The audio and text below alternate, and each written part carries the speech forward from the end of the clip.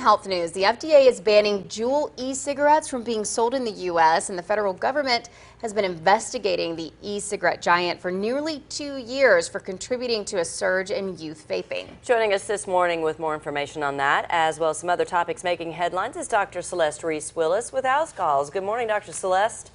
Good morning. Happy Monday. Happy Monday. So what are the side effects of e-cigarettes and vaping, specifically in young people? Okay, so people that have used these chronically have noted that they all have a dry, sore throat, a burning taste in their mouth, a weakened taste in their mouth. They sometimes get palpitations. They can get dizziness from using these chronically, as well as reporting headache. Ew, that doesn't sound fun. No, not at all. What about long-term effects from these e-cigs? So the long-term effects is what we're most concerned about. These patients can develop cryptogenic organizing pneumonia, popcorn lung, as well as increased risk of heart disease and stroke as a result of vaping.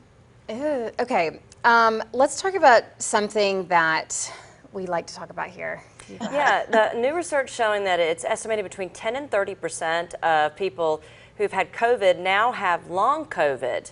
Even after they're recovering, I still, a year and a half out, don't have smell or taste. And I noticed too that there's more in Alabama than a lot of other states are dealing with it too. What's going on with that? Well, long COVID is something that you can develop weeks, months, or even years after having COVID. This is something that, unfortunately, people that are not vaccinated or at higher risk for developing those long-term effects can be anything from having fatigue, fever, what we call post-exertional malaise.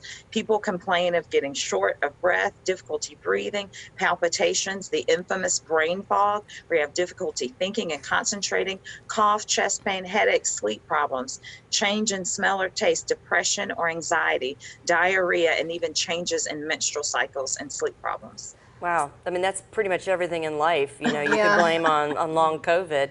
Can vaccinated people still get this long-term COVID, or is it just unvaccinated?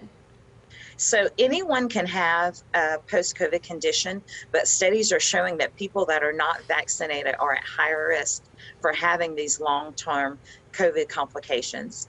Here's the question that we all ask: how long can these symptoms last? How long typically are people dealing with these problems? Anywhere from weeks to months, and at this point we've noted years that people are dealing with this. And Ani, you remember we've talked about that before, that parosmia, that change in taste and smell that you've experienced over the last year and a half. Yep, I have hope, but I was told this could be permanent. I mean, we don't know. So all right, I would enroll in a study if anybody needs me to for that one. Well, Dr. Celeste, great to see you this morning as always. Thanks for being with us. You too. Happy Monday. Bye-bye.